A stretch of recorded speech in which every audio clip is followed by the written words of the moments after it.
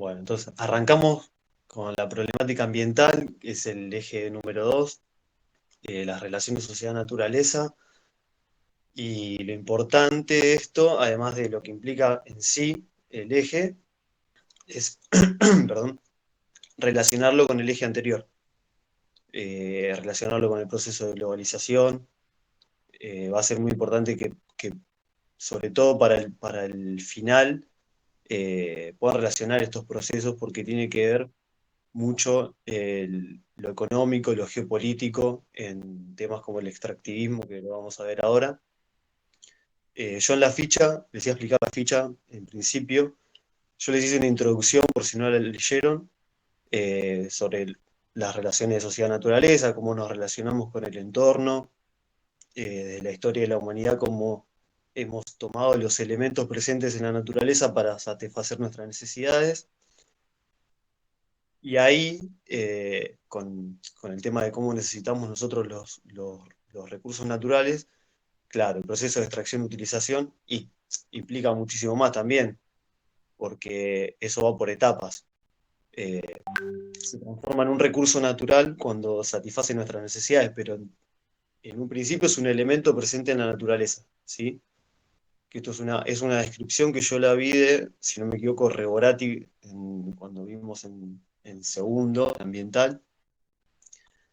Y luego esa clasificación, bueno, el elemento presente en la naturaleza pasa por diferentes etapas, que son la exploración, el conocimiento, después hay que hacer la valoración, ver qué cantidad de reserva hay, según el recurso natural que sea.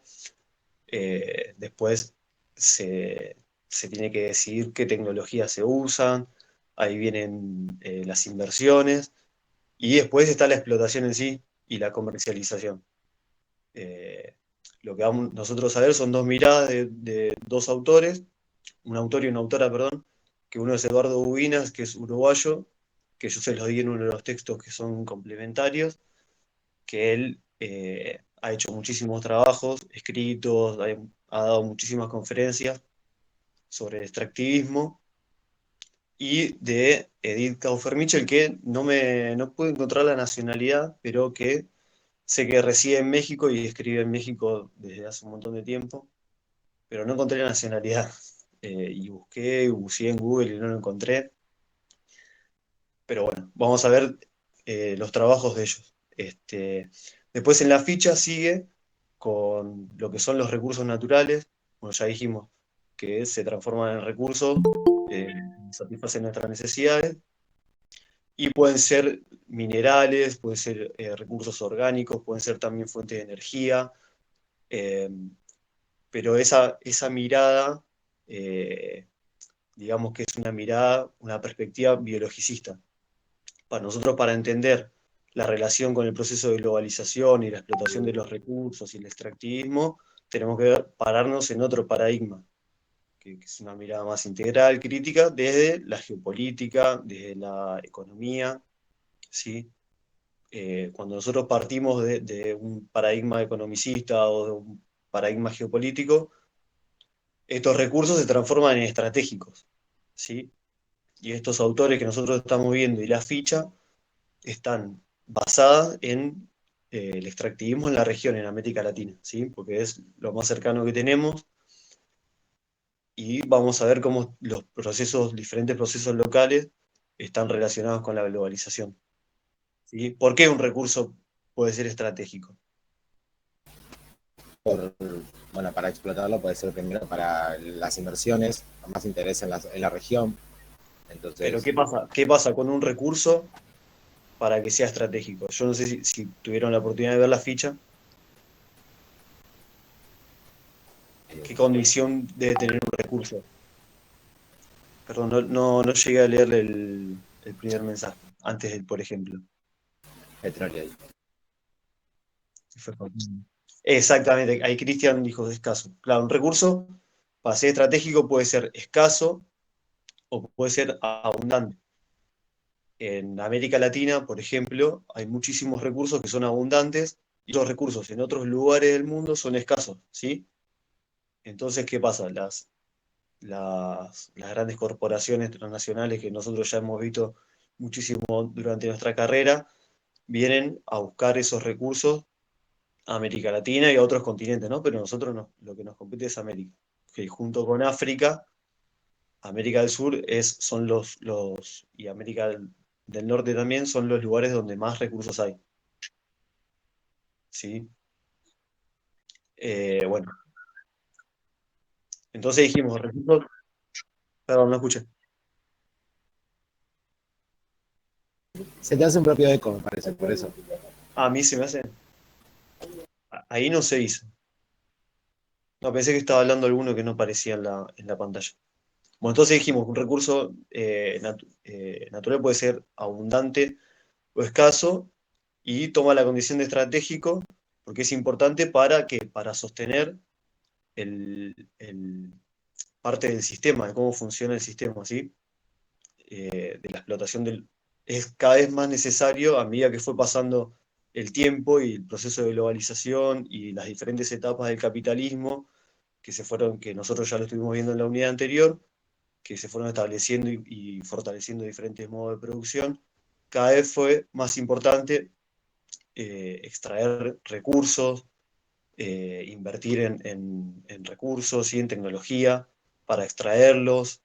Eh, pasaron diferentes etapas también de que era más importante la producción de ciertos recursos, de ciertos productos, y, valga la redundancia, y con el paso del tiempo, después del Fordismo y del Toyotismo, hoy es mucho más importante ver cómo hacemos para que la gente consuma más que, que lo que hacemos para producir, ¿sí?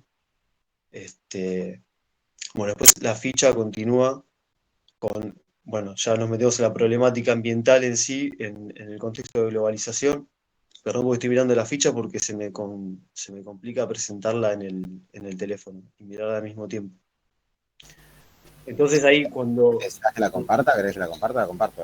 No, no, no, porque igual no la puedo ver porque me aparece, en el teléfono mío parece muy chica, entonces no la voy a poder seguir. Bueno, durante la entrada del neoliberalismo se fue consolidando,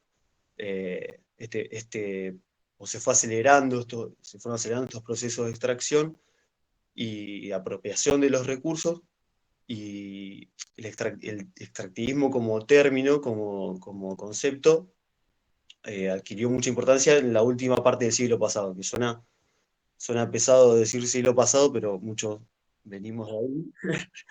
Muchos venimos del muchos venimos de ahí. En el último tercio, en las últimas décadas del siglo pasado, se consolidó este término y se empezó a emplear para, como para significar la importancia de la extracción de los recursos y para analizar las problemáticas ambientales que conllevan la extracción de estos recursos, ¿sí?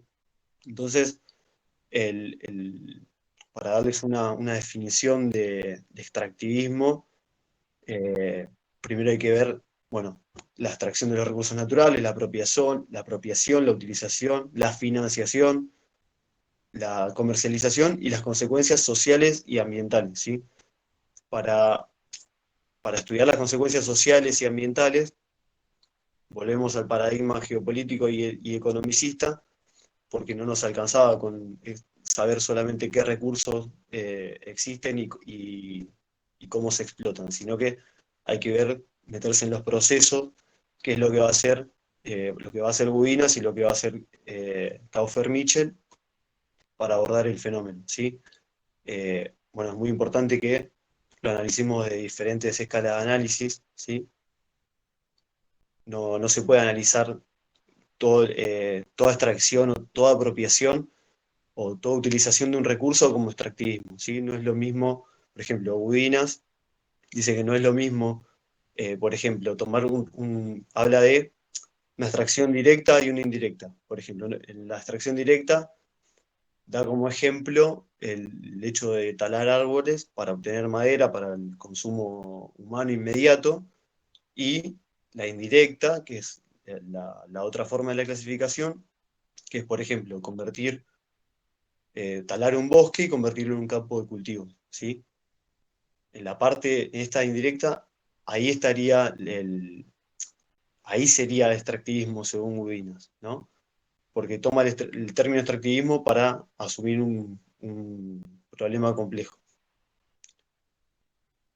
Después, bueno, también habla Gudinas de la materialidad de lo local y cómo eso se relaciona con lo global. Yo, para darles un ejemplo, en la ficha les puse el caso de una mina en Chuquicamata, en Chile, y cómo lo que pasa en diferentes partes del mundo con la formación de los precios y la fluctuación de los precios de determinados recursos, cómo impacta en el territorio, en el escenario local específico, ¿no? Por ejemplo, yo les puse en la ficha el precio del cobre, les puse un gráfico de cómo se fue modificando el precio del cobre y cómo eso fue afectando lo que pasaba en la mina chilena. Esta mina era una de las minas más grandes del mundo, a cielo abierto. Era una mina de más o menos 1000 metros de profundidad. Y llegó un momento en que, yo este caso lo vi hace un par de años, llegó un momento que ya no era más rentable seguir extrayendo el cobre a cielo abierto. ¿Por qué? Porque necesitaban cada vez más camiones, esos camiones necesitaban cada vez más recorrido para subir, por lo tanto necesitaban cada vez más combustible. Entonces se optó por darle una rentabilidad mejor y volver, perdón, al formato de minería subterránea, ¿sí? Y se invierte en tecnología, en sistemas nuevos para seguir extrayendo gran cantidad de cobre y sin perder la rentabilidad, ¿no? Bueno, hubo una transición en la que se seguía sacando cobre a cielo abierto y se empezaba a sacar de forma subterránea. Yo después, si lo encuentro ese trabajo, se los voy a compartir. Bueno, ahí les puse también una foto de los trabajadores de la mina en la parte subterránea. De ahí lo enganché con la disputa que hay también por los recursos, ¿sí? Esto es muy importante, la disputa entre los estados, las empresas transnacionales, qué pasa con la gente que vive cerca de donde se extraen los recursos. Eh, Tanto Udinas como Caufermiche, si bien coinciden en un montón de aspectos y disienten en otros, en una de las cosas que están de acuerdo es en la problemática social que genera el extractivismo, ¿sí? Y cómo impacta eso en la vida cotidiana de las personas, yo les di el caso de Petorca en Chile, que ahí pueden ver cómo el tratamiento del agua y la escasez y todos los conceptos que nosotros vimos en la ficha se vuelcan para, para analizar la problemática. Surge Modatima, que es una organización de la sociedad civil, de gente de la región, de otra gente que se dedica a pelear también por los recursos de las personas, organizaciones no gubernamentales. Este, bueno, les puse ese caso porque, por ejemplo, bueno, también les puse la importancia de, de relacionar el tema de perdón, que me trabé, el, bueno, estaba hablando antes de la disputa de los recursos. Bueno, es muy importante que los estados sean fuertes, ¿no? Por ejemplo, el caso que yo les puse de la mina en Chile, el estado chileno eh, posee la empresa Codelco, que es la que se dedica a extraer el cobre. Entonces no tienen tantos problemas como, por ejemplo, podemos tener acá con las empresas mineras, ¿sí? Que ahora tampoco hay tantos problemas porque están llegando a arreglos importantes. Y eso es uno de los puntos en que se enfrentan la mirada de Kaufer-Mitchell y la de Winas, porque Winas habla de conflicto siempre a lo largo de su trabajo, y lo que hace Kaufer-Mitchell es decir, para este proceso también favorece la alianza entre distintos actores. Y eso es lo que pasa en gran parte de Latinoamérica y del mundo, que los estados se alían con las empresas y bueno, llegan a acuerdos, pero generalmente esos acuerdos no favorecen a las personas, sobre todo a las que viven en los territorios específicos, ¿sí?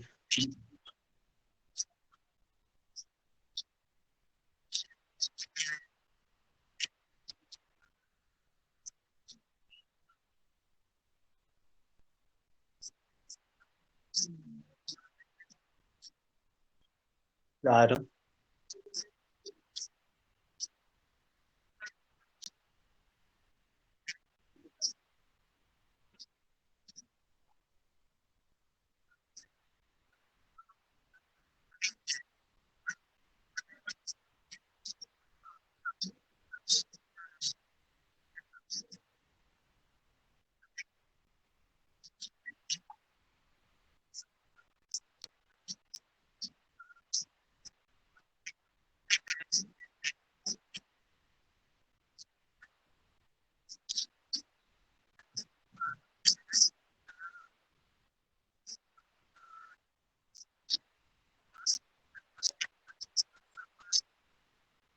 claro, bueno, Gubinas lo que habla es de neoextractivismo, que el neoextractivismo yo les puse en la ficha que tiene diferentes acepciones según el autor, pero lo que habla Gubinas con el neoextractivismo es que esta inyección de capital, la inversión en tecnología, la comercialización, eh, va por parte del Estado y no de las empresas transnacionales, o en acuerdo con las empresas transnacionales en alianza, ¿sí? Eh, los estados dicen ser dueños de los recursos y los siguen explotando y ahí surge el debate de muchísima gente que, por ejemplo, se queja del daño ambiental, pero cuando un gobierno o un estado, o bueno, sí, un gobierno de su simpatía política es extractivista, eh, ya pierde, pierde la mirada esa o hace caso omiso al daño ambiental y ya no le interesa. ¿Sí? ¿Por qué? Porque se convencen de que es necesario explotar los recursos y que la actividad extractiva crezca porque la economía necesita dólares. ¿Sí? Los países necesitan mucho dinero para financiar bueno, el día a día y también planes sociales, etcétera. ¿Sí? De alguna manera eso tiene que sostenerse. Se necesita un logro, termina siendo un círculo vicioso. ¿Por qué? Porque se combate a... La idea principal es combatir al extractivismo o que el extractivismo no cause el daño ambiental que causa. Entonces ahí surge el choque y surge el debate. Por ejemplo, la clasificación que hace Gudinas cuando habla de extractivismo es que tiene la condición necesaria de ser en gran volumen, en alta intensidad y que ese destino sea para exportar. ¿Sí? Entonces, si ese destino es para exportar, ¿qué beneficio tiene la población de un país? Si esos recursos no van al circuito productivo de un país y se van al exterior con un procesamiento mínimo o sin ningún procesamiento, directamente. No hay mucho beneficio. Entonces, ahí viene el dilema con muchos otros autores, en el sentido de que apoyan el extractivismo si lo financia o si lo controla el Estado, ¿sí? Que eso pasa en varios países de Latinoamérica. Bolivia es uno de ellos, con el gas, por ejemplo. Eh, bueno, también se quiere controlar el litio, hay conflictos por el litio en Argentina, en Chile, en Bolivia, en el Triángulo del Litio. Este, en esa clasificación, Winas, cuando habla de gran volumen, para trasladarlo, por ejemplo, al caso que que les mencionaba yo de Chile, del cobre, o sea, cuando se habla de gran volumen, no se habla solamente del cobre, sino de lo que es el impacto ambiental por algo que se llama mochila ecológica, que para remover el cobre tienen que remover un montón de roca, no solamente cobre. y eso forma colinas, forma nubes de polvo, y el paisaje no vuelve a ser el mismo, ¿sí? Hay un impacto ambiental también en lo visual, ¿sí? Eh, por el tema de esta mochila ecológica.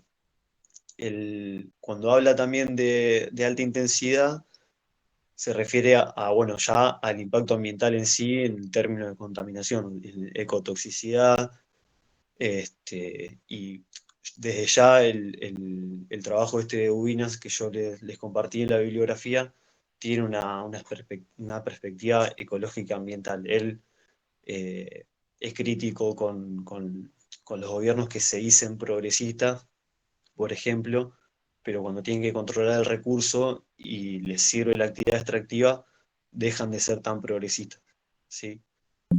Eso es eso es una de las cuestiones que denuncia Ubinas. Este, bueno, después lo que hace Kaufer Mitchell también en la misma construcción perdón, me faltaba un punto de Ubinas. Cuando Ubinas habla del destino del recurso, la clasificación es por escalas, ¿sí? La escala local, nacional e internacional, o global, perdón.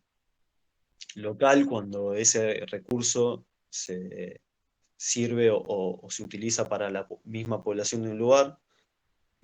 Por ejemplo, cuando se produce alimento, este, habla de escala nacional cuando ese producto, valga la redundancia, va al circuito productivo de un país y no sale de la frontera.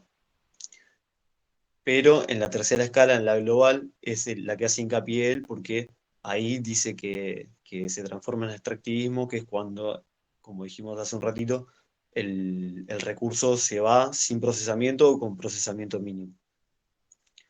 Lo que hace Kaufer Mitchell, que les recomiendo fervientemente ese texto, porque está muy bueno, además de ser útil, está muy bueno. A mí me gusta mucho cómo escribe, pues leí varias cosas y me fue difícil quedarme con uno, me quedé con ese porque supuse que era el más completo, porque además de intentar una definición de extractivismo y dándole una vuelta más de rosca al trabajo de Ubinas, porque de hecho el trabajo de Kaufer Mitchell es una revisión de mucha literatura en cuanto al extractivismo, ¿sí? Uno de los trabajos que analiza Kaufer Mitchell es el de Ubinas.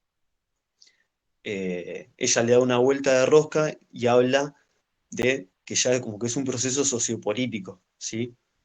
Que es contemporáneo, que es multiforme, que está estrechamente relacionado con los procesos capitalistas, con el proceso de globalización, con la expansión del neoliberalismo. Está estrechamente relacionado, y al final del trabajo ella utiliza esta definición para tratar el tema del agua, ¿sí? Para ver si el agua entra en lo que nosotros podemos llamar extractivismo. Yo ahí les di varios ejemplos, cinco o seis ejemplos de Kaufer Mitchell de tipos de relaciones donde el extractivismo tiene impacto en los recursos hídricos, ¿sí?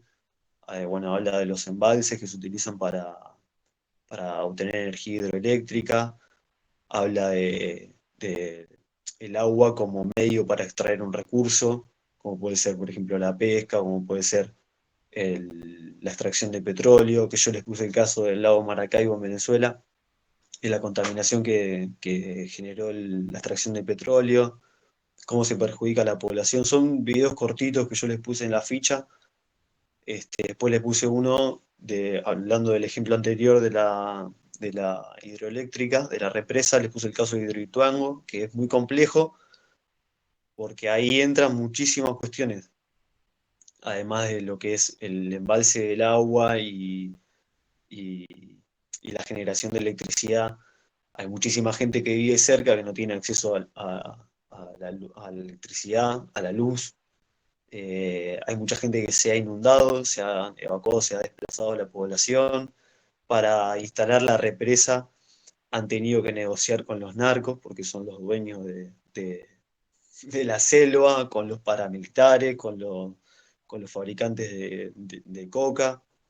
Entonces es algo que es un tema muy complejo y que está muy sucio para una represa que no tiene una duración infinita. Creo que si no me equivoco, el caso de Hidroituango tiene unos 50 años de, como se dice, de productividad. Ya después va a ser obsoleta. Entonces, el daño es eterno. El daño es eterno.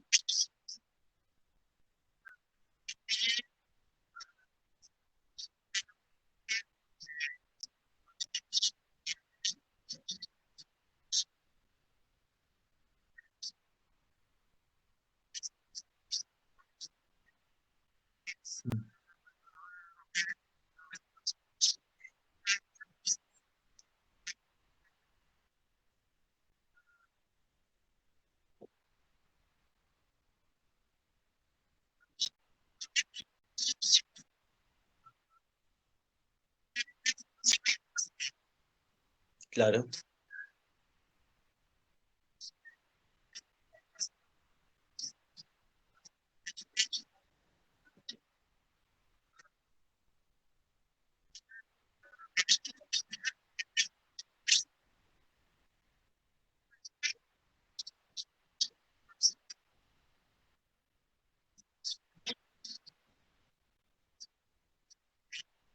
claro, bueno, ahí está, es un ejemplo, un caso para que refleja todo lo que estamos hablando. De hecho, eh, claro, bueno, yo les puse el ejemplo del acuífero guaraní, porque lo puse por la extracción del agua, por la contaminación de la zona de recarga y también porque es un recurso transfronterizo. El acuífero guaraní abarca Argentina, Brasil, Paraguay, Uruguay, y si en una zona, lo que les puse yo en la ficha, que es si en una zona de recarga del acuífero en Brasil se contamina, no se perjudica solamente Brasil. Entonces es muy importante que la perspectiva sea regional, que los estados se unan, porque también es mucho menos difícil combatir a estas corporaciones como Coca-Cola, como Nestlé, que son las que extraen agua del acuífero guaraní, que yo les puse el ejemplo, les puse un video también en la ficha. Es mucho menos complejo pelear contra las corporaciones si hay una unión. Eh, Chile para combatir a las empresas mineras tiene a Codelco, se hizo fuerte con Codelco, y eso le da mucha ganancia al Estado chileno, le da muchísimos dólares, ¿sí? Entonces no necesita unirse con otro país para combatir. En cambio, otros países sí necesitan, con determinados recursos, tener una especie de unión. Ha habido muchos intentos, pero siempre esos intentos quedan en la nada o son boicoteados o cambian los gobiernos y es cada vez más difícil ponerse de acuerdo entre los diferentes estados, ¿sí? Eh, lo, lo importante del texto de Kaufer Mitchell, para volver al principio de la clase, cuando les hablaba de relacionar el eje 2 de las relaciones sociedad-naturaleza con el eje anterior, es que ella eh, propone cuatro conceptos para estudiar el extractivismo, que es los actores, los procesos involucrados, los recursos que se extraen y las reacciones de la sociedad, ¿sí? El, la movilización, que eso ya también se los puse en la ficha, que son cada vez más las organizaciones que se unen y luchan. No solamente son pequeños movimientos locales, sino que ya tienen un sustento global, digamos, porque hay organizaciones que se mueven de forma global.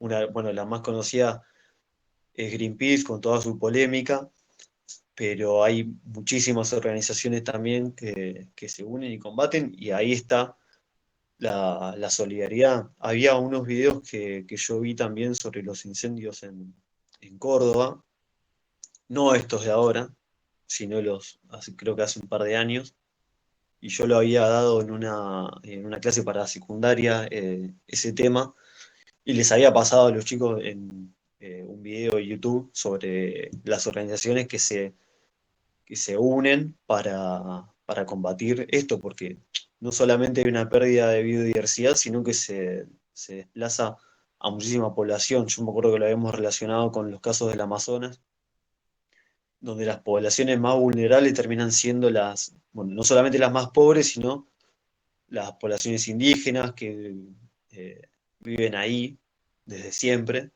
que ese es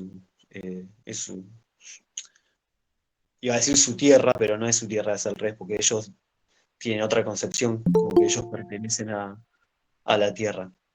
Entonces ahí también en la ficha les puse, creo que en esa parte, les hablé sobre distintas constituciones que se estaban redactando en América Latina. Hola Ingrid.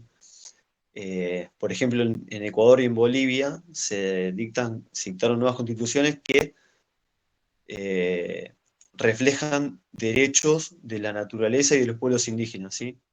Hubo movimientos de determinados organismos, de determinadas personas, que a través del derecho eh, hicieron un poco de ruido y llegaron hasta estar redactados en las constituciones. Entonces, hoy existe, yo les puse ahí también en la bibliografía complementaria, un texto de Silvina Ramírez, que es de la Universidad Torcuato Di Tella, que es la revista de Derecho de la universidad. Es un artículo que está muy bueno, que explica, ahí les explica muchísimo mejor eh, cómo se llegó ¿cómo se dice?, a establecer que la naturaleza tenga derechos y los pueblos indígenas, bueno, los pueblos indígenas es mucho más entendible, pero habla también de derechos de la naturaleza misma. Eh,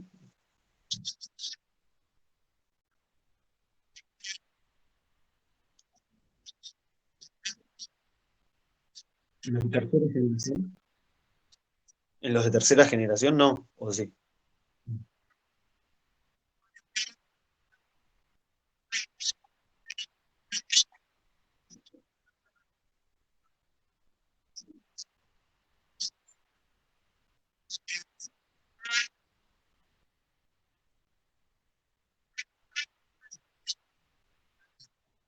Claro.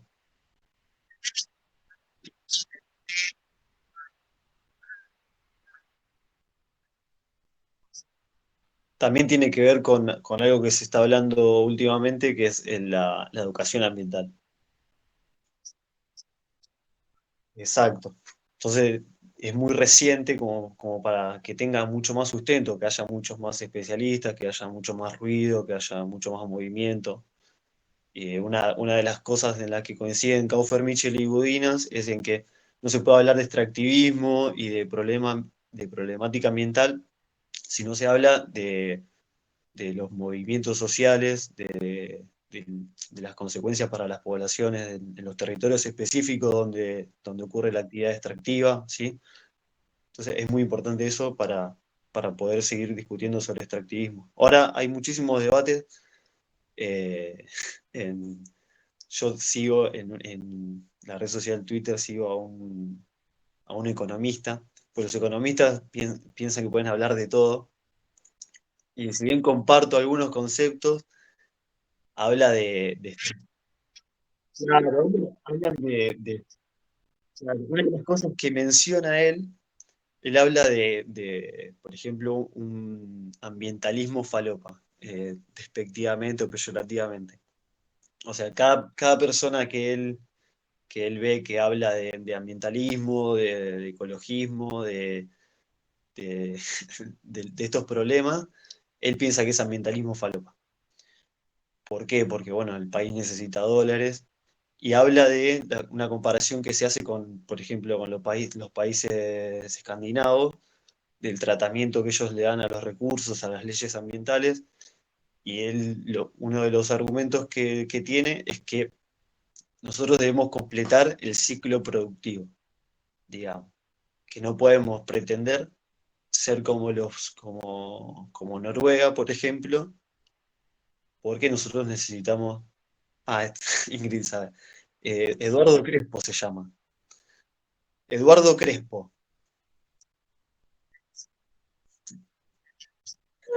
Bueno, tiene mucho, tuvo mucha confrontación hay uno que tiene un apellido muy difícil, que escribió en Revista Anfibia un artículo. Bueno, se la pasa citando artículos y tiene argumentos, además de esto que dice que para mí le quita credibilidad a todo lo otro que dice, porque si vos hablas de ambientalismo falopa, ¿cómo te van a escuchar o a seguir leyendo con respeto y concentrado en lo que vos decís si vos hablas de ambientalismo falopa? O sea, es muy difícil discutir así. Daniel Steingart también, pero Daniel Steingart no habla de ambientalismo falopa. Daniel Steingart, perdón por la pronunciación, él sí expone argumentos interesantes, ¿sí? Y hasta algunos que son datos de la misma realidad, porque estamos en América Latina, estamos en Argentina, tenemos diferentes modos de vida que los que Europa, Estados Unidos, etcétera.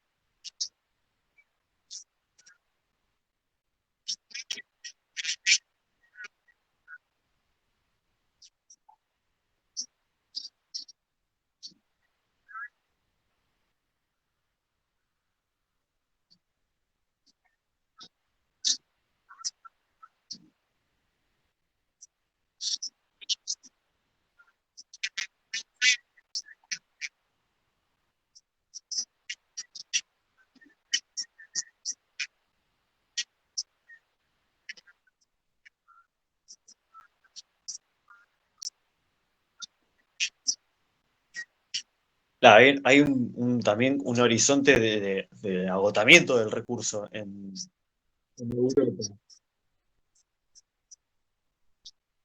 Es lo que hablábamos antes de la escasez.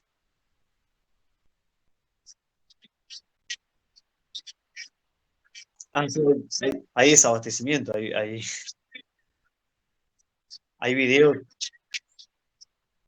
hay videos de piñas en estación de servicio por el tema de hacer la fila para la nafta.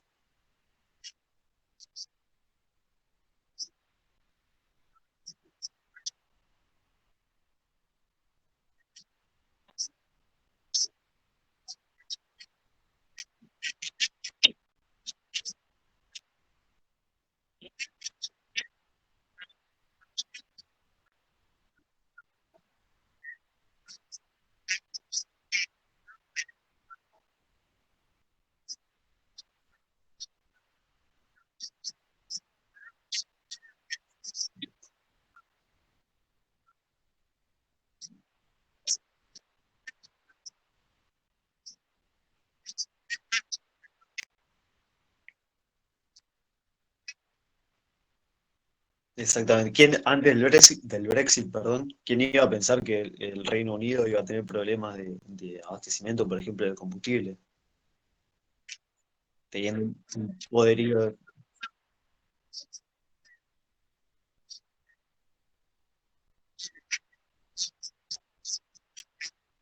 y territorios de ultramar?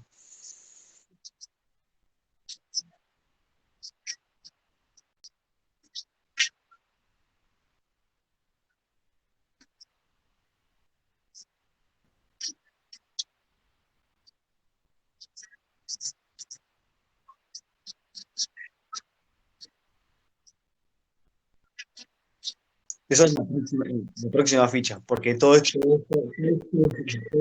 debate y todo esto, también lo que surge de todo este debate es qué tipo de desarrollo vamos a tener, queremos tener, ¿sí? Qué modos de producción, Que mucho se eh, habla, ¿no? También hoy en día de los cómo hacemos la objetivos. transición energética, claro. ¿Sí? ¿Cómo hacemos la transición energética si todavía dependemos del gas, del petróleo, para un montón de cuestiones de industria, de producción, de traslado, ¿sí? De transporte? ¿Cómo hacemos? En la plaza Bustamante, acá en Herli, eh, hay 4 paneles solares donde podés cargar el celular. Y eso está buenísimo, pero no hacemos nada con 4 paneles solares en una plaza. O, o con un campo.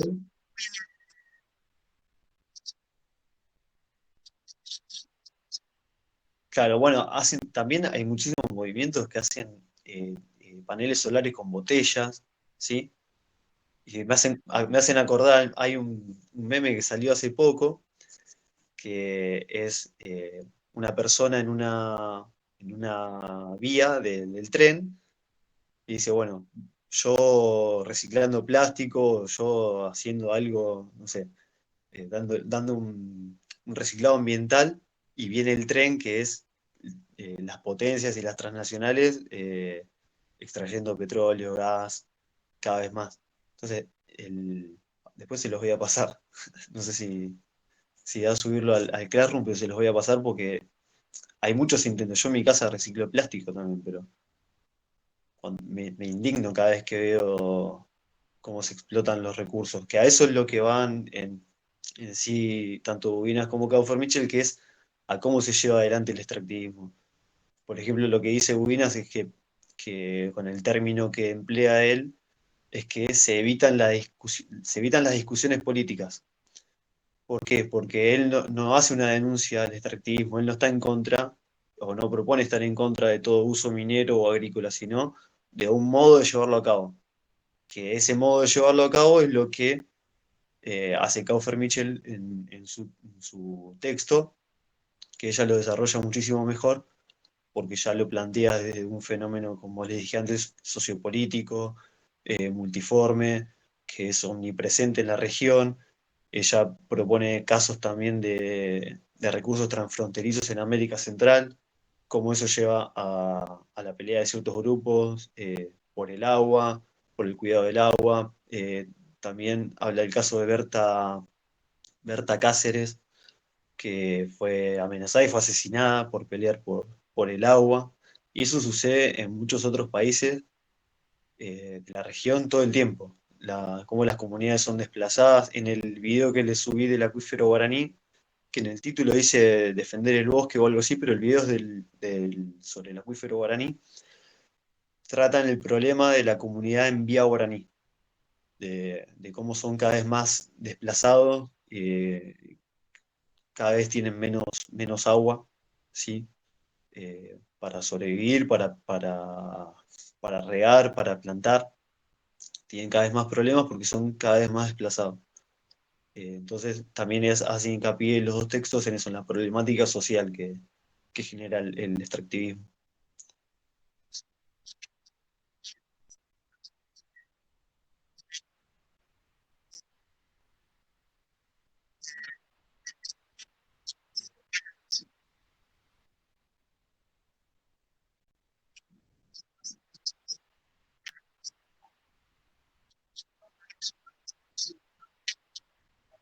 Teóricamente.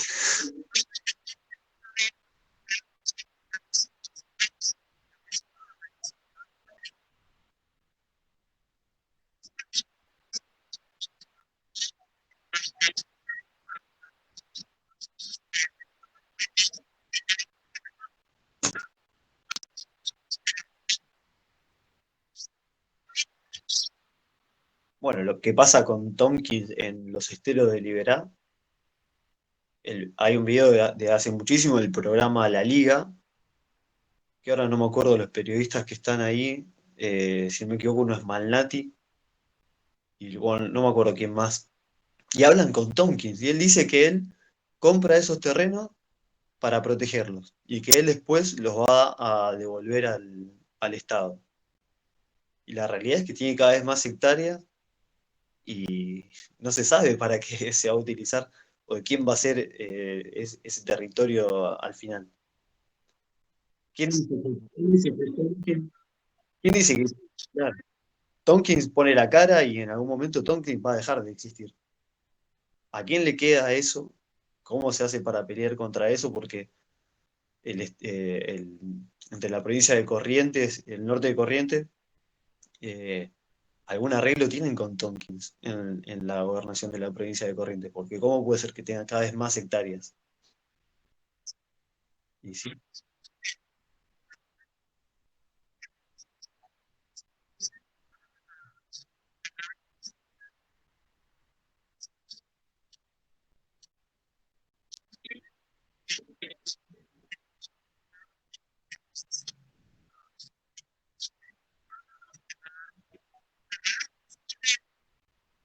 el problema sí,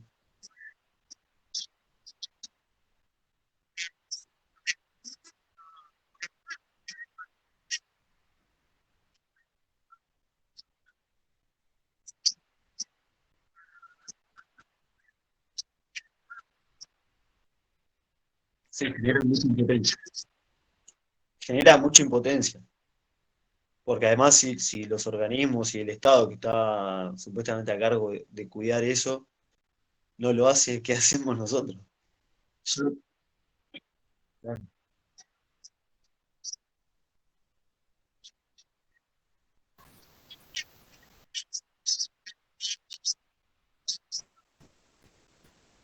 Que es lo que hablábamos cuando hablábamos de globalización, ¿no? Que estos acuerdos que se hacen a costa de, no importa, ¿no? No importa la costa de que se haga mientras el acuerdo sea meramente económico. Por eso hay también el discurso que dice Pablo, que el discurso economicista y geopolítico, porque esa costa de ahí no importa, porque acá la población siempre sale afectada. Además, las organizaciones supranacionales o distintos organismos ya un poco más globales y más grandes como la OMC, que es la Organización Mundial del Comercio, o la ONU, tienen distintas concepciones de lo que son los recursos. La ONU habla de bienes comunes y bienes comunes, ¿cuáles son? ¿Para quién son? ¿Por qué en bienes comunes están el agua y la biodiversidad según la ONU y no el petróleo, por ejemplo? Ya sabemos por qué, pero hay un problema si la ONU, que supuestamente es un organismo que está para regular, que ya vimos en la unidad anterior, cuando hablábamos de colonialismo, que la ONU no estaba sirviendo mucho a la causa, sino todo lo contrario. O la OMC, que habla o los otros organismos, la Unión Europea, por ejemplo, habla de recursos naturales críticos, viendo como este horizonte de agotamiento. Se habla de capital natural desde la Organización Mundial del Comercio. Entonces, si no hay un acuerdo ya entre estos organismos globales, ¿cómo hacen después los estados, cada estado, para pelear contra las empresas? Porque esas empresas transnacionales vienen de algún lugar. O sea, son cada vez más individuales, pero responden. Tienen una casa matriz y son apoyadas por algún estado. Me acuerdo que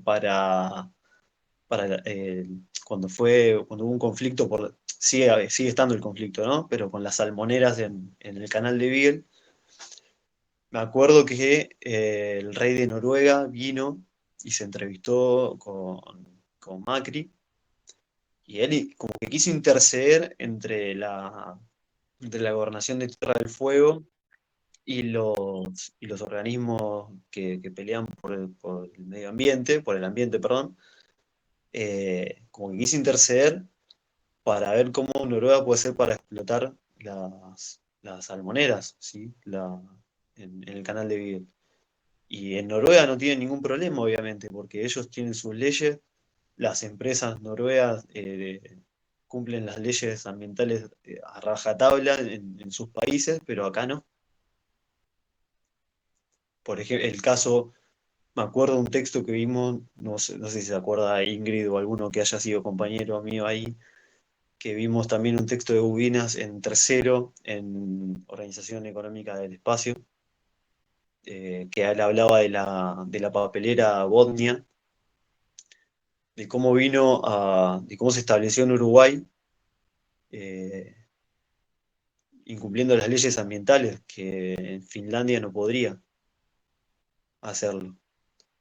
De hecho, mucho antes de conocerse la obra y todas las mentiras que dijeron sobre la cantidad de trabajo que iba a generar, eh, muchísimo tiempo antes ya empezaron a plantar bosque artificial, digamos. O sea, plantaron árboles de verdad, pero para extraer después la celulosa, que es de lo que hablaba antes Ubinas, ¿sí? De de los campos de cultivo para extraer el recurso. Que eso también pasa en el bosque valdiviano, que es otro tema que bien que lo di para secundaria. En el bosque valdiviano en Chile se tala bosque nativo y se plantan pino y eucalipto. El pino, no me acuerdo qué pino era, pero pino y eucalipto para extraer la celulosa para las papeleras. Hay una papelera en el medio del bosque, ¿sí? Un poco aislada de lo que es el resto de la vegetación, pero hay una papelera en el medio del bosque. No sé si no es en la región del Bío, ahora no me acuerdo bien, en Chile. Eso, creo que es el pino, creo que es ese pino. Y uno a veces recicla un pallet y piensa que está haciendo una espectacular acción ambiental y de repente ese pallet vino de que lo plantaron en lugar de una lenga, de un laurel en en los bosques del sur, ¿sí? Entonces se generan como estas eh, tiene un nombre, ahora me lo olvidé, pero tiene un nombre, como una isla verde. O sea, en ese campo de cultivo de pino y eucalipto no hay aves, no hay, no hay vegetación nativa, ¿sí? Entonces todo eso se va perdiendo y se va desplazando a la comunidad mapuche también para extraer eso.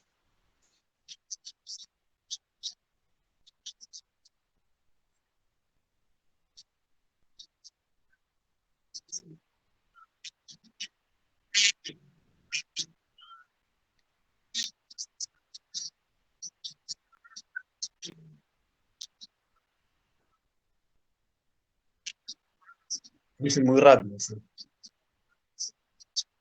Y el eucalipto lo mismo.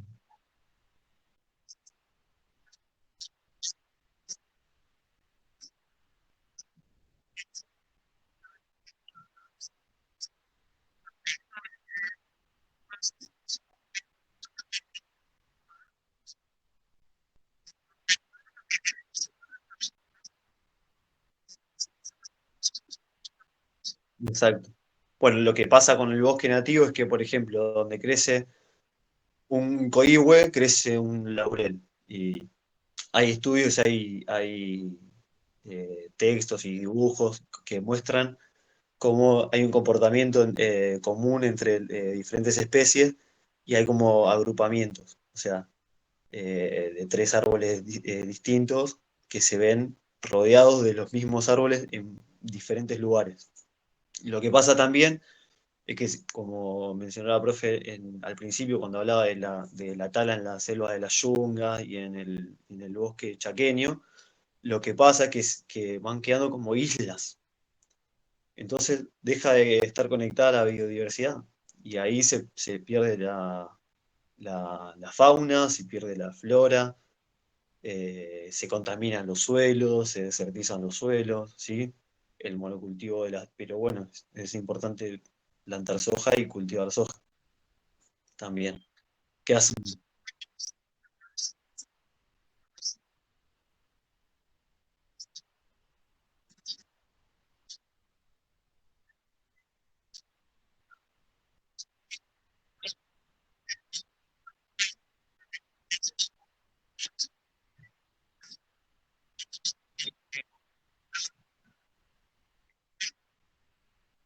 No se filtra.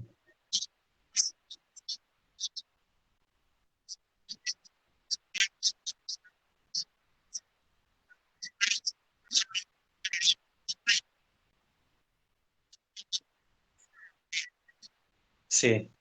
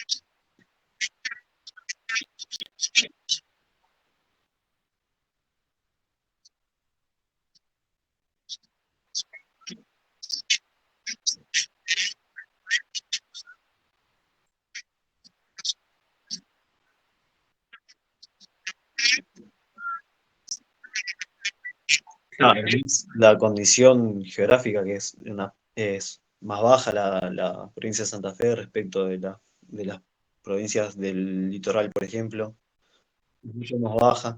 Y además la pérdida de vegetación hace que o sea, si no existe esa vegetación, se interrumpe el ciclo, que es lo que hacen, que lo vimos, yo lo vi en la primaria, que absorbe esa humedad, la vegetación, y el suelo con vegetación contiene al agua. Entonces, si no existe más, exactamente. Es como como un Es algo salvavidas. similar, profe, si lo traemos acá, con lo que yo estoy haciendo con la práctica fue el tema, por ejemplo, de los médanos o las dunas, ¿no? También se puede pensar ahí, las barreras naturales, todo lo que se va perdiendo, ¿no? Todo ese tema son... Por eso Fueron decía, sacando los números. claro, la mutilación, pero es prácticamente, pasa literalmente, es así en toda... En, so, claro,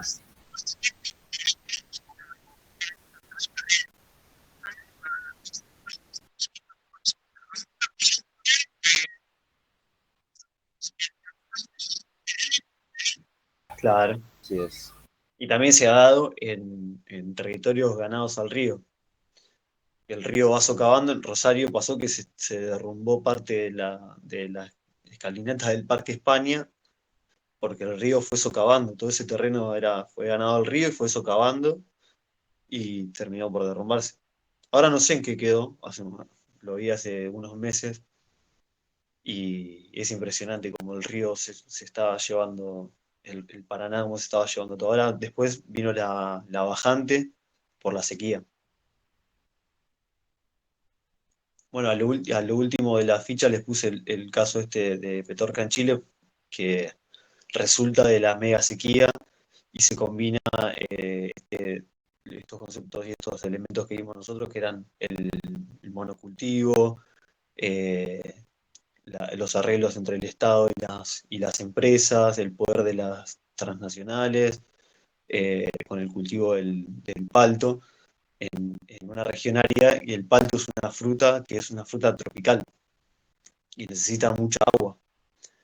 Y si está en una zona árida, ¿cómo se hace para que tenga el agua que necesita para crecer y para exportarse en grandes volúmenes, para cultivarse y exportarse en grandes volúmenes? Necesita muchísima agua. Entonces, ¿qué hicieron en Petorca, en Chile? Las empresas se consumieron el río, se apropiaron del río Petorca, de toda la cuenca.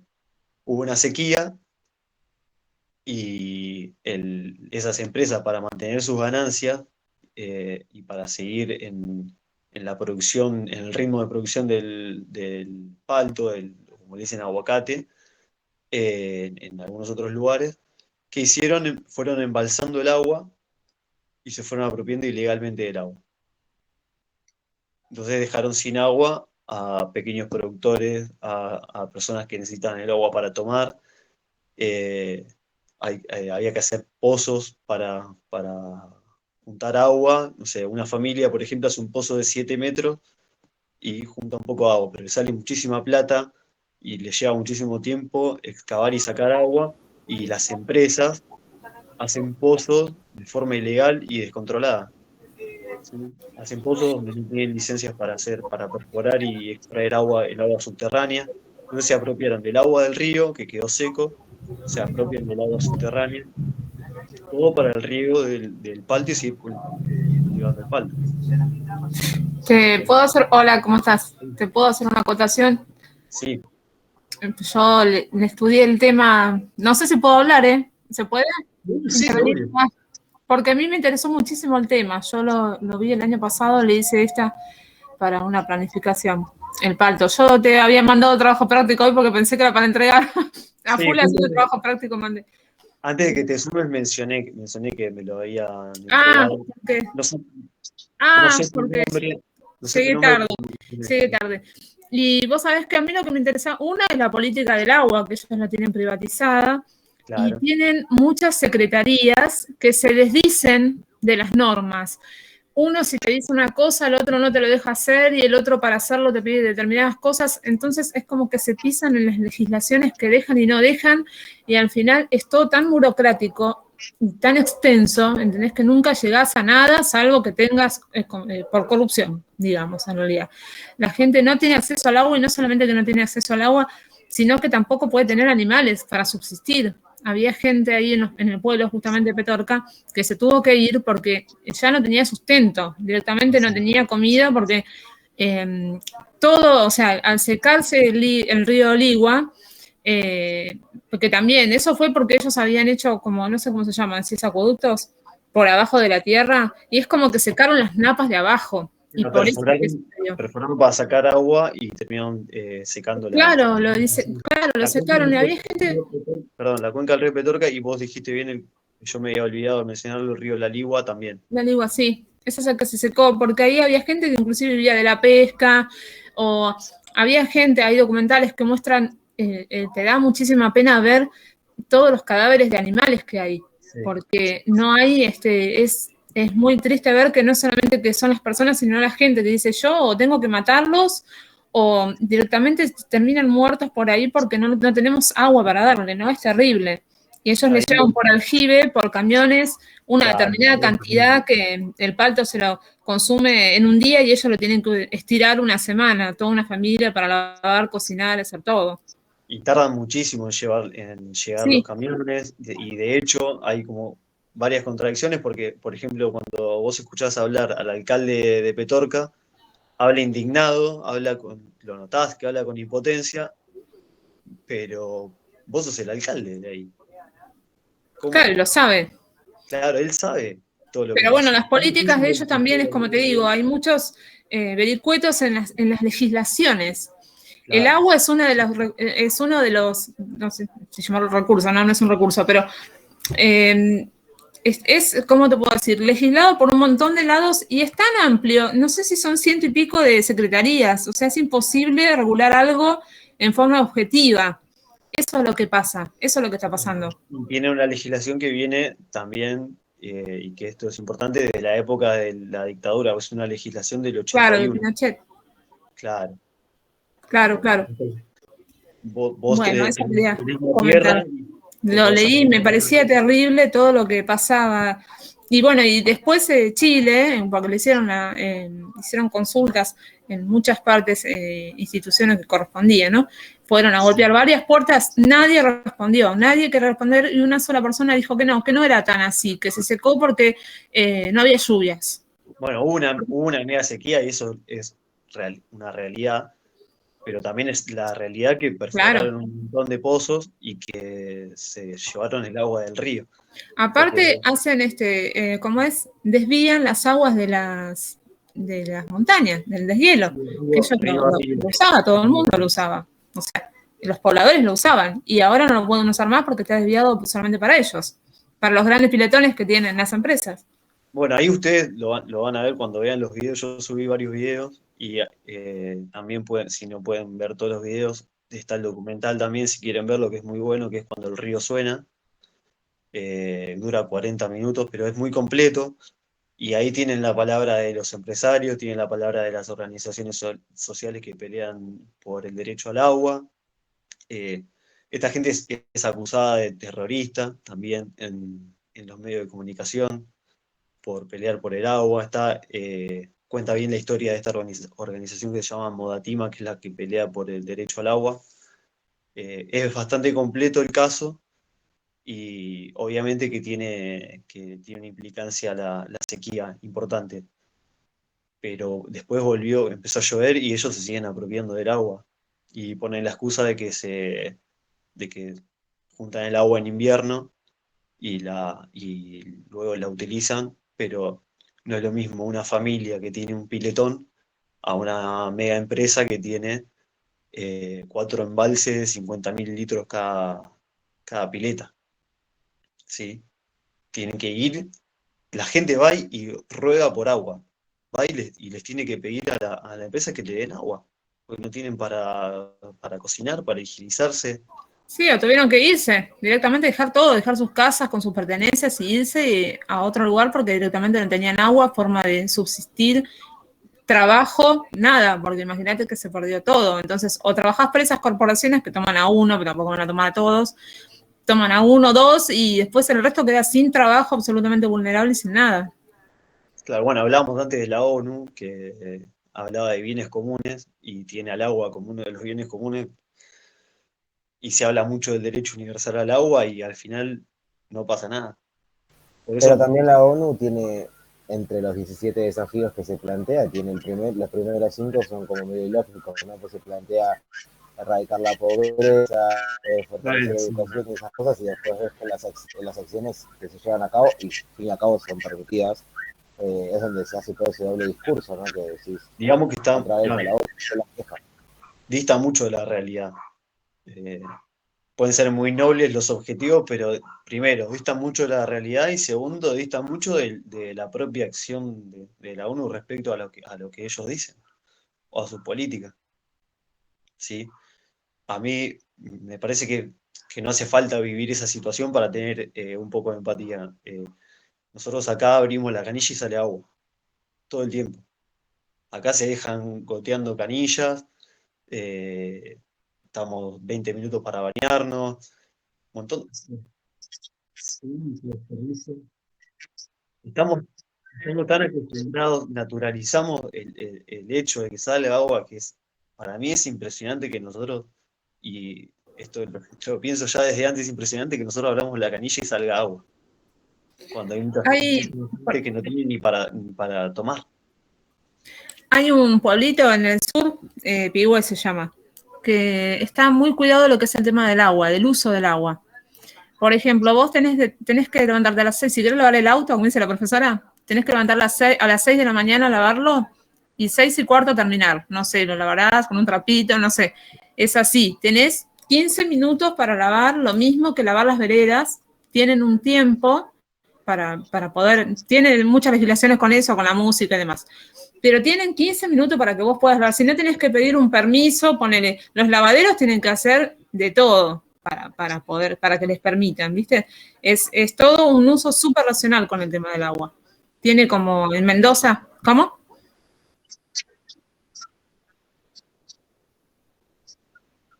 Ah, sí, sí, sí. Sí, tienen multas, sí, sí. Acá paseás por Cava y están todo el tiempo los encargados Sí, con la se manguerita. entusiasman con la manguera, sí, a full. Bueno, y ¿Por qué?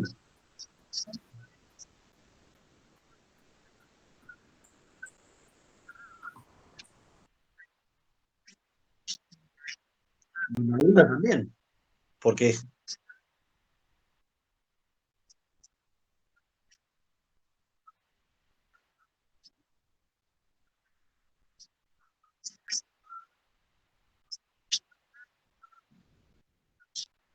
y además cuesta energía eso también. No es que, no es que viene mágicamente el agua a nuestra canilla. Eso lleva un proceso, lo que hablaba Kaufer Mitchell con el tema de las hidroeléctricas, que lo tienen ahí al final. que el texto también se lo di por esto, porque el agua pasó en el último tiempo a ser un recurso estratégico, sufrió muchos cambios, pasó desde hace muchísimos años de parecer un recurso inagotable a que la sociedad se dé cuenta de a poco que no es tan inagotable como parecía. Y empezó a Bueno, salir información y vemos que en muchísimos lugares no tienen agua para tomar y nosotros abrimos la canilla y sale. y Sí, quería contribuir, puede desbloquear el micrófono. Quería contribuir en Sal si puedes, también hay problemas con el tema del agua, porque como no pueden obtener el agua directamente de la calera, dependen del dique de la quebrada, le envían el 60% nada más de lo que necesita este pueblo. Ellos el año pasado, en agosto, creo que fue, organizaron la mesa del agua, que también están intentando lograr el abastecimiento que necesitan, pero también es muy cuidada el agua en ese pueblo. Lo mismo que hablaban antes, no se pueden llenar piletas, no se puede baldear la vereda, lavar el auto, o sea, es para consumo explícito de lo que se necesita. Está exacto. bueno el tema para analizarlo. El 28 de septiembre creo que tuvieron también otro reencuentro con la Mesa del Agua que ellos organizaron, pero no tuvieron éxito. Es lo que pasa, no hay apoyo del Estado, que es quien tendría que apoyar, sino que se empiezan a organizar los pueblos, los vecinos, y empiezan siendo grupos re chiquitos que tienen que pelear contra gigantes. Claro, y también hay problemas internos. Por ejemplo, yo le había puesto un video, pero saqué varios videos porque ya me parecía muchísimo.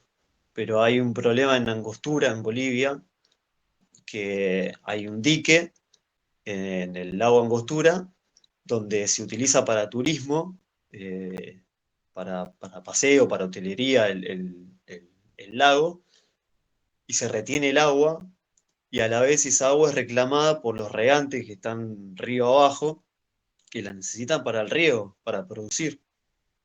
Y hay un conflicto muy grande ahí, hasta que llegaron los medios y hasta que intercedió el Estado, y medio que se reparten ahora, o llegaron a un acuerdo para abrir la ataguía, que es el lugar por donde baja el agua, pero los regantes fueron y rompieron la ataguía para que caiga el agua.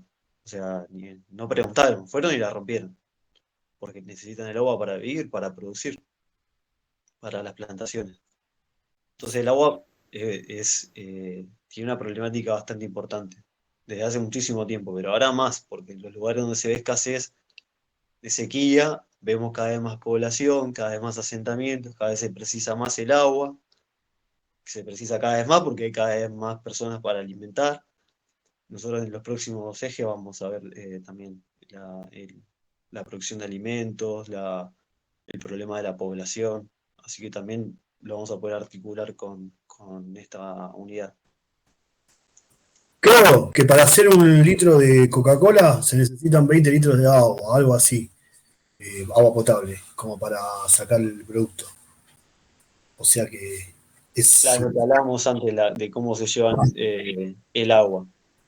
Que no habría, esto siempre hay que mencionarlo, porque los productos se necesitan. Hay muchísimos productos que se necesitan. Yo sinceramente no creo que la Coca-Cola sea algo que se necesite, pero bueno, esa es mi opinión. Pero se necesita para producir muchísimas otras cosas. El problema no es que se utilice el agua, sino cómo.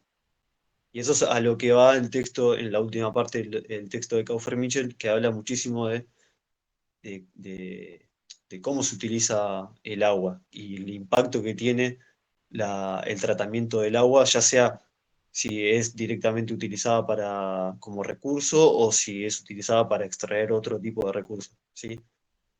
Lo vemos acá en Vaca Muerta con el fracking, cómo se utiliza el agua, el tratamiento que tiene después el agua porque está contaminada, porque no es que inyectan solamente agua en el fracking, inyectan agua con un montón de sustancias que son tóxicas, que se filtran en la tierra y contaminan el agua, ¿sí? Claro, lo que pasa con las papeleras también, como hablábamos antes. Claro. Y las termas también. Las termas en general Belgrano. Las artificiales. Claro, las artificiales.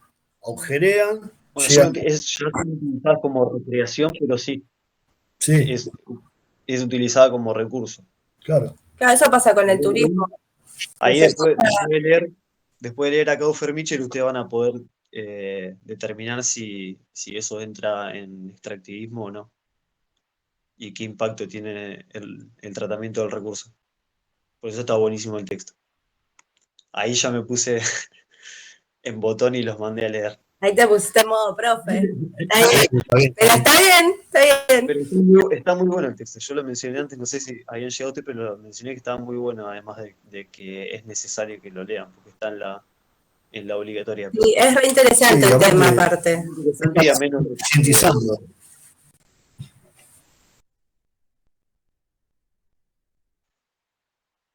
Se me salió el micrófono.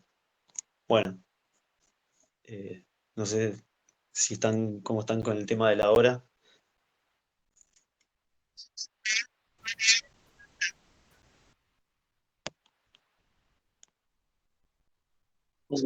El repaso de la ficha terminó. Yo después le voy a subir ya formalmente ahí en el Classroom el tema del foro de discusión para que lo vuelquen ahí. Fleita, que ahora que no me sé el nombre, no sé si se lo pregunté, ya me lo mandó por mail. Me lo mandó por mail. Así que después lo va a poder volcar ahí y mientras lo vayan haciendo. Acuérdense que... Karina, no me salía la palabra. Se me anulaba. Sí, ¿Cómo? Karina, Karina, ahí está. Bueno, entusiasmada haciendo La trabajo. profe se quedó pensando en Nadia Fleita. Se nos fue al instituto, se nos Yo fue vi al que era. 103, creo. Yo había visto así también. y fue compañera nuestra, ahí con Dani, Ingrid. Está bien. Bueno, ahí cuando ustedes redacten, tienen que tener presente, además de de la misma ficha de este eje de relación sociedad-naturaleza, el hecho de relacionarlo con todo lo que estuvimos viendo antes, ¿sí? Con la globalización, con todo este proceso del capitalismo, sus transformaciones. Tengan en cuenta eso. Y después también vamos a subir un pequeño análisis de caso. Pero va a ser pequeño, pero va a ser. Porque sé que están con un montón de cosas. Ahí ya te salió de nuevo el modo profe. Y yo me sentía abrumado cuando me subían tantas cosas, pero es interesante y sobre todo es para ustedes y les va a servir. Sobre todo para cuando den clases. Sí, no, igualmente esto de la importancia de tocar todo lo que es la cuestión de la conciencia ambiental en la formación, porque Exacto. después, A mí me pone contento. pasa que llegamos al aula y nos centramos meramente en hablar solamente lo físico y nos olvidamos y centramos. Es un tema que discutimos, por ejemplo, ayer con Janelli. O hablamos todo físico o todo social, entonces nunca logramos hacer la relación que es la base central. Bueno, Mirta es así. A mí, la Es vieja todo un tema. No, pero a ver, qué sé yo, el trabajo de ser educadores es un trabajo de construcción constante y es un trabajo de ayornarse a las nuevas demandas y es una lucha diaria también, es un desafío.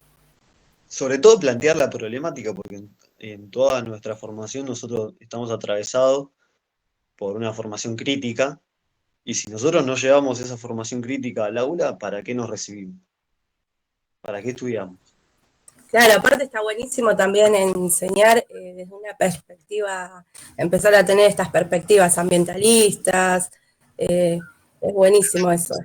Yo estoy haciendo un curso los sábados de educación regional ambiental y lo mismo, me abrió la cabeza, por eso lamentablemente llegué tarde, pero es re interesante el tema, Paulo. Así que hoy te prometo que me pongo a leer. Cuando puedan, también hay que entender a las posiciones que están enfrentadas con la que puede tener uno, ¿sí? Ver qué argumentos, antes nombradas a Daniel Steingart, yo coincido en un montón de los argumentos que expone él, pero en otros no tanto, ¿sí?